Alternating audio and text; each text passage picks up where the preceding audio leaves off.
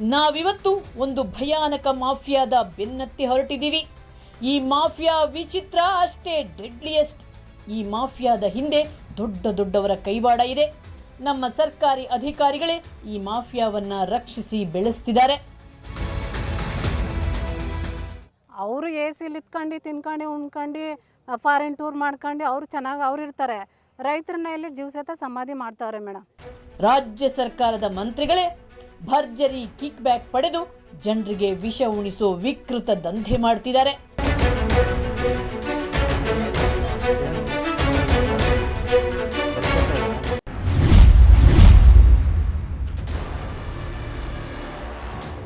ಈ ಮಾಫಿಯಾದ ಬಣ್ಣ ಬಯಲು ಮಾಡಲೇಬೇಕು ಅಂತ ಹೇಳಿ ವಿಜಯ ಟೈಮ್ಸ್ ಕವರ್ ಸ್ಟೋರಿ ತಂಡ ರಹಸ್ಯ ಕಾರ್ಯಾಚರಣೆಗೆ ಇಳಿಯಿತು. ನಮ್ಮ ರಾಜ್ಯ ಸರ್ಕಾರ 150 ಕೀಟನಾಶಕಗಳನ್ನು ಬ್ಯಾನ್ ಮಾಡಿದೆ. ಅದರ ಪಟ್ಟಿಯನ್ನು ನಾವು ಮೊದಲು ಕಲೆಕ್ಟ್ ಮಾಡಿದ್ವಿ. ಈ ಪಟ್ಟಿಯನ್ನು ಹಿಡ್ಕೊಂಡು ನಾವು ನಾನಾ ಕೀಟನಾಶಕ ರಸಗೊಬ್ಬರ ಮಾರಾಟಗಾರರ ಬಳಿ ಹೋಗಿ ರಹಸ್ಯ ಕಾರ್ಯಾಚರಣೆ ಪ್ರಾರಂಭಿಸಿದ್ವಿ. ಆಗ ಬಯಲಾಯಿತು ನಿಷೇಧಿತ ಔಷಧಿಗಳ ಡೆಡ್ಲಿ ಸೀಕ್ರೆಟ್ಸ್. ಸ್ನೇಹಿತರೆ, ನಾವು ತರಕಾರಿ ಮಂಡಿಗೆ ಹೋದಾಗ, ಹಣ್ಣು ಹಂಪಲು ಮಾರುಕಟ್ಟೆಗೆ ಹೋದಾಗ ತುಂಬಾ ಖುಷಿ ಅನಿಸುತ್ತೆ. ಎಷ್ಟು ಫ್ರೆಶ್ ಆಗಿದೆ ತರಕಾರಿ, ಆಮೇಲೆ ಇದು ಆರೋಗ್ಯಕ್ಕೆ ಒಳ್ಳೆಯದು, ತಿಂದರೆ ಒಳ್ಳೆಯದು, ರೋಗಗಳು ಹೋಗ್ತವೆ ಅಂತ ನಾವು ಖುಷಿ ಪಡ್ತೀವಿ.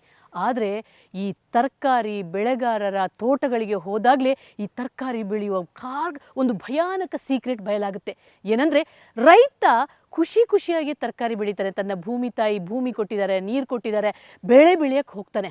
ಆದರೆ ಪರಿಸ್ಥಿತಿ ಹೇಗಾಗ್ಬಿಟ್ಟಿದೆ ಅಂದರೆ, ಒಂದು ರೈತ ಒಂದು ತರಕಾರಿ ಇಷ್ಟು ನೋಡಿದೆ, ನಾನೀಗ ಬದನೆ ಇದರಲ್ಲಿದ್ದೀನಿ. ಈ ತರಕಾರಿ ತೋಟ ಬೆಳೆಸ್ಬೇಕಾದ್ರೆ ಒಂದು ಚಿಕ್ಕ ಬೀಜದಿಂದ ಶುರುವಾಗುತ್ತೆ. ಅವನು ಬೀಜ ಹಾಕಿದಾಗ ಅದಕ್ಕೆ ಕೆಮಿಕಲ್ ಹಾಕಕ್ಕೆ ಶುರು ಮಾಡ್ತಾರೆ. ಬೀಜದಿಂದ ಗಿಡದಿಂದ ಹಣ್ಣಾದಾಗಂತೂ ಕಂಪ್ಲೀಟಾಗಿ ಅವನು ಕೀಟನಾಶಕವನ್ನೇ ನಂಬಬೇಕಾದ್ರೆ ಇವು ಹಾಳಾದು ಅಂತಂದ್ಮೇಲೆ ನಾವು ಮುಗ್ದು. ಇವತ್ತು ಒಬ್ಬ ತರಕಾರಿ ಬೆಳೆಯುವಂಥ ರೈತನ ಕತೆ ನೀವು ನೋಡಬೇಕು ಮೇಡಮ್. ತರಕಾರಿ ತಿರುವುದಿಲ್ಲ ಅನ್ಕಂತ ನೀವು ಗೊತ್ತಾಗೋಗುತ್ತೆ ನಿಮಗೆ. ಇನ್ನಾಗ ತರಕಾರಿ ಸವಾಸವೇ ಬೇಡಕನಪ್ಪ ಅನ್ಸ್ಬಿಡ್ತದೆ. ನೀವು ಬಂದು ನೋಡಿ ನಿಮಗೆ ಅದಕ್ಕೆ ಆಗ್ತಾ ಇರುವಂಥ ಕೆಮಿಕಲ್ಸ್ ಇದೆಯಲ್ಲ, ಇದು ನೆಡುತ್ತವೆ. ಬೀಜದಿಂದನೇ ಸ್ಟಾರ್ಟು. ಬೀಜ ಹಾಕ್ಬೇಕಾದ್ರೆ ನೀನು ಈ ಥರ ಮೆಡಿಸನ್ ಹಾಕಿ ನೀನು ಅದನ್ನು ಮೊಳಕೆ ಮಾಡಬೇಕು. ಅಲ್ಲಿಂದನೇ ಸ್ಟಾರ್ಟ್ ಆಗುತ್ತೆ. ಅಲ್ಲಿಂದನೇ ಪೂರ್ಣ ಪ್ರಮಾಣದಲ್ಲಿ ಎನಿ ಒಂದು ಕೂಡ ಗ್ರಾಹಕಂಗೆ ಹೋಗೋ ಗಂಟನೂ ಕೂಡ ತಿನ್ನೋಕ್ಕೆ ಅದು ನಿಜವಾಗ. ಇದನ್ನು ಕಣ್ಣು ಮುಚ್ಕೊಂಡು ಏನು ಕೃಷಿ ಅಧಿಕಾರಿಗಳು ನಿರ್ದೇಶಕರೇನಿದ್ದಾರೆ JD ಅವರು ಕಣ್ಣು ಮುಚ್ಕೊಂಡು ಅವ್ರ ಅಂಡರ್ ಬರ್ತಾರೆ ಇವರೆಲ್ಲ. ನಿಷೇಧಿತ ಔಷಧಿಗಳನ್ನು ಪಟ್ಟಿ ಮಾಡಿ ಅಂಗಡಿಯವರ ಬಳಿ ಹೋದಾಗ ಅವರು ಕೊಟ್ಟ ರಿಯಾಕ್ಷನ್ ನೋಡಿ. ಅಣ್ಣ, ಏನಿಗೆ ಔಷಧಿ ಬೇಕಿತ್ತು? ಏನು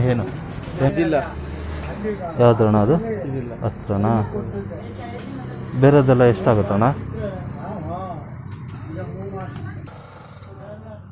ಎಷ್ಟು ಕ್ಯಾನ್ ಅಂದರೆ 20ರಿಂದ 25 ಕ್ಯಾನ್ ಅಣ್ಣ. ಒಂದೇ ಸಾಕಾಗುತ್ತೆ. 20 ಎಷ್ಟು ಕ್ಯಾನ? 20ರಿಂದ 25 ಕ್ಯಾನ್ ಅಣ್ಣ. 25 ಕ್ಯಾನ್ ಬೇಕಾ?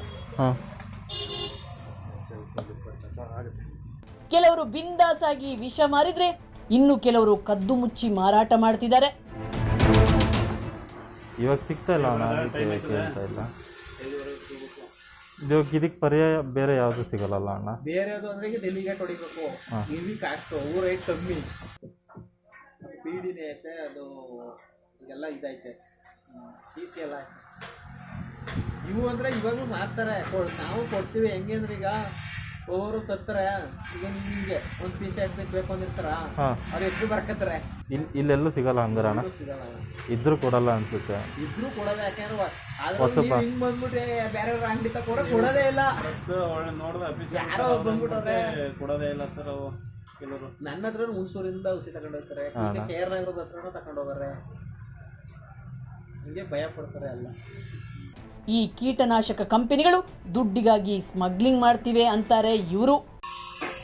ಹಂಗಿದ್ರೆ ನಾನು ಫೋನ್ ಮಾಡ್ತೀನಿ ಅಣ್ಣ, ನಂಗೊಂದು ಸ್ವಲ್ಪ ಇದು ಮಾಡ್ಕೊಡಿ ಅಣ್ಣ. 1 ಲೀಟ್ರ್ ಬೇಕು ಅಂದ್ರೆ ಹೇಳಿ, 2 ದಿವಸ ಮುಲ್ಲಕ್ಕೆ ಹೋಗ್ಬೇಡಿ.